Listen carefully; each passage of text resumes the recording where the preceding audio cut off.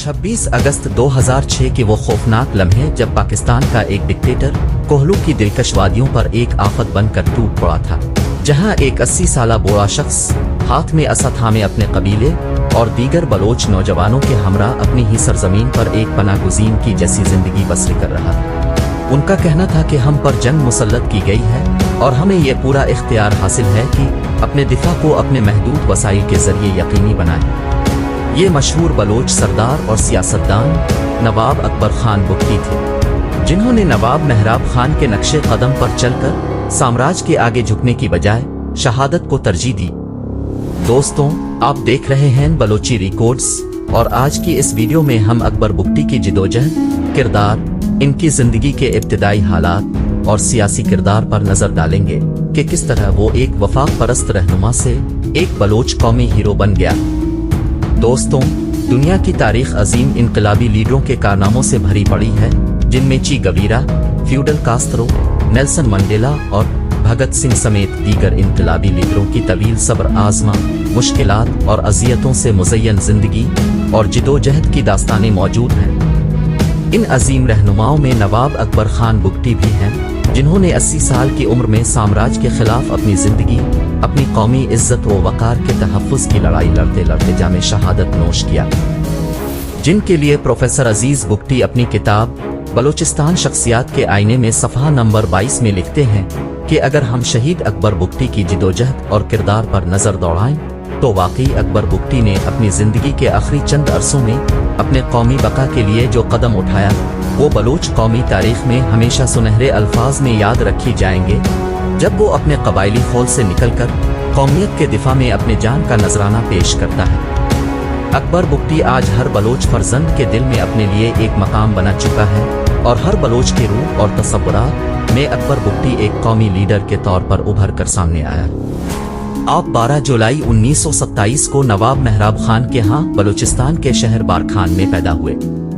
आपने बुनियादी तालीम अपने आबाई इलाके डेरा बुगटी और लाहौर के एचिसन कॉलेज से हासिल की और आला तालीम लंदन के ऑक्सफोर्ड यूनिवर्सिटी से हासिल की। अकबर बुगटी की उम्र सिर्फ 12 साल थी कि उनके वालिद का इंतकाल हो गया और वालिद की तदफीन के बाद बुगटी कबीले ने दस्तारे सरदारी उनके सुपुर्द कर दी। उनकी कम उम्री की वजह से उनके वालिद के एक कजिन मीर जमाल खान को उनका सरबरा मुकर्रर किया गया। इस दौरान वो एचिसन कॉलेज लाहौर में ज़ीरे तालीम रहे।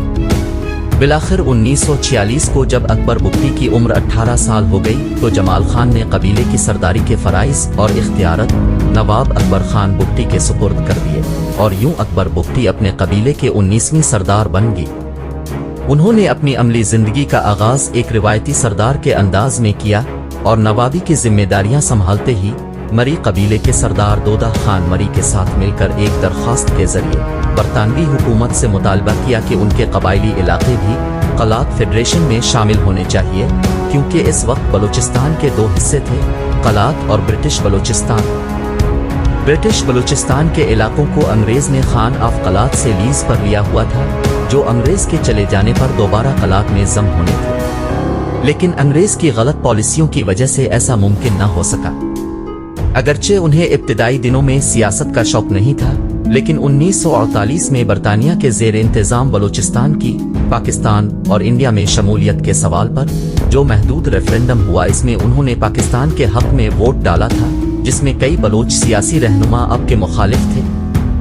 उन्होंने अपनी सियासी जिंदगी का आगाज 1 यूनिट के क़याम के बाद ही शुरू किया, जब उन्होंने बलूचिस्तान की नशिस्त के लिए डॉक्टर खान का मुकाबला किया, जिसका बलूचिस्तान से कोई ताल्लुक नहीं था, लेकिन अब एक वोट से नाकाम हुए। 1958 में फिरोज खान नून की हुकूमत में वजारती दाखिला के खिदमात सर अंजाम देते रहे। 1959 में अयूब आमरीत के दौरान एक कत्ल के इल्जाम में गिरफ्तार हुए और 14 साल कैद की सजा दी गई, लेकिन वस्त जुलाई 1961 में रहा हो गए। रिहाई के बाद कुकरी ग्राउंड के जलसे में अयूब खान की आमरीत को ललकारा तो बलूचिस्तान के दीगर रहनुमाओं समेत अकबर बुगटी भी गिरफ्तार हुए। उन पर बगावत और कत्ल का इल्जाम लगाया गया था। अयूब आमरीत के खात्मे के बाद जब यहिया खान ने 1 यूनिट को तोड़कर बलूचिस्तान को सूबे का दर्जा दिया तो मुल्क में आम इंतखाबात हुए, लेकिन अकबर बुगटी अयूबी दौरे हुकूमत में एब्डो की पाबंदियों की वजह से 10 साल तक सियासत में हिस्सा नहीं ले सकते थे, जिसकी वजह से वो 1970 का इलेक्शन ना लड़ सके। लेकिन 1970 के इंतखाबात के बाद बलोची कौमी क़यादत के अंदर इख्तिलाफात पैदा हुई, जिसकी वजह से नवाब अकबर बुगटी नैब से अलग हो चुके थे, जिसका फायदा भुट्टो जैसे सियासतदानों को मिल गया और भरपूर तरीके से मैंगल हुकूमत के खिलाफ प्रोपेगेंडा करके सिर्फ 9 माह में हुकूमत का तख्ता उल्टा दिया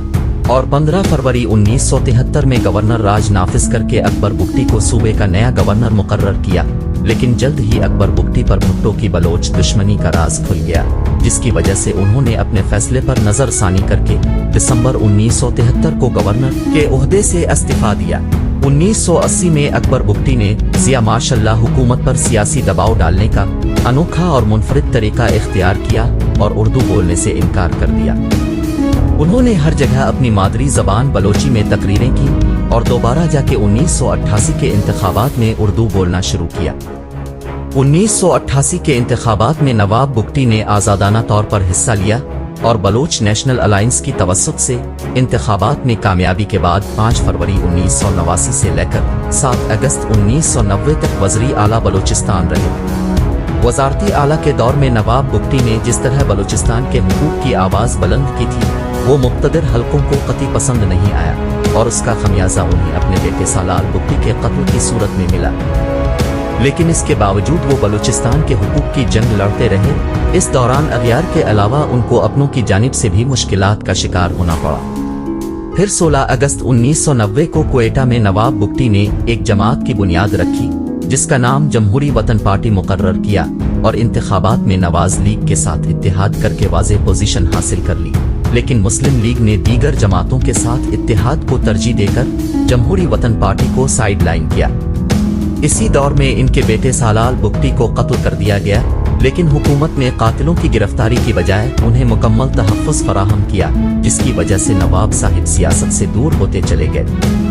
नवाब बुगटी की 3 बीवियां थीं, एक बलोच, एक पठान और एक का ताल्लुक सिंध से थी। पहली बीवी से 4 बेटे सलीम, रेहान, तलाल, सालाल, दूसरी से एक लड़का जमील अकबर बुगटी और 2 बेटियां हैं, तीसरी का एक बेटा ताले था।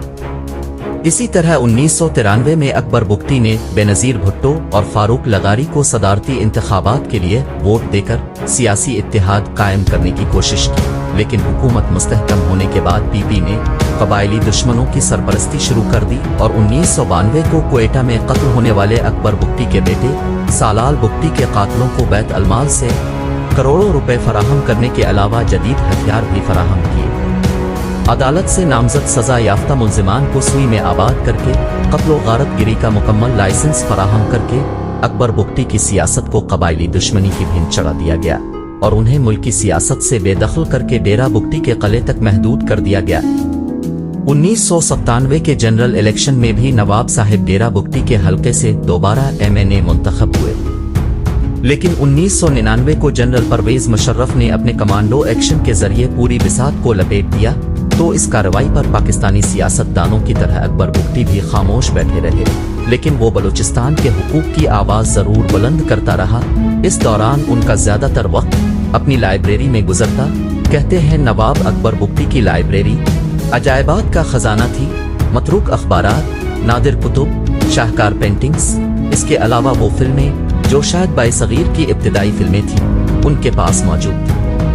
अकबर बुगटी अपनी जिंदगी के आखिरी अयाम में मुज़ाहमती सोच को अपना चुके थे, क्योंकि इनकी सियासी और आम जिंदगी में ऐसे वाक़यात रूनुमा हो चुके थे कि इनके पास मुज़ाहमत के अलावा और कोई चारा नहीं बचा था। 2003 में सुई के इलाके में फौजी छावनी के क़याम के फैसले की वजह से हुकूमत और अकबर बुगटी के दरमियान तनाज़ात पैदा हुए। बलूचिस्तान में मुशर्रफ के काफिले पर रॉकेट फायर किए गए, जिसका इल्ज़ाम मुशर्रफ ने अकबर बुगटी को दिया, जबकि अकबर बुगटी ऐसी किसी भी सरगर्मी से लाताल्लुकी का इजहार करते रहे। बुगटी साहब सुई और डेरा बुगटी के सरकारी मंसूबों में अहली इलाका की शमूलियत चाहते थे। वो चाहते थे कि इदारों में नौकरियां मकामी अफराद को मिले। 1 साल के दौरान उन्होंने कई बार मरकजी हुकूमत के नुमाइंदों से मुज़ाकरात किए, जो नाकाम रहे, क्योंकि इस वक्त मुक्का लहराने वाला एक डिक्टेटर मौजूद था जो हर मसला बजरिया ताकत हल करना चाहता था। इस कशमकश के दौरान डॉक्टर शाजिया मेमन का वाक़या पेश आया। जिसने जलती पर तेल का काम किया। Doctor Shazia Pakistan petroleum limited में डॉक्टर थी और उनके मुताबिक पाक आर्मी के कैप्टन हमाद ने इसको जिनसी ज्यादती का निशाना बनाया था। इस केस की वजह से डेरा बुगटी और पूरे बलूचिस्तान में हालात काफी खराब हुए, जिसके बाद अकबर बुगटी ने अपने बयान में कहा कि शाजिया मेमन बलोच कौम की मेहमान है और अगर हम अपने मेहमानों की हिफाजत नहीं कर सकते तो यकीन माने हम अपने बच्चियों की भी हिफाजत नहीं कर सकते और बलोच अपनी सरजमीन और इलाके में इस किस्म के शर्मनाक मामलात को किसी तौर बर्दाश्त नहीं करेंगे।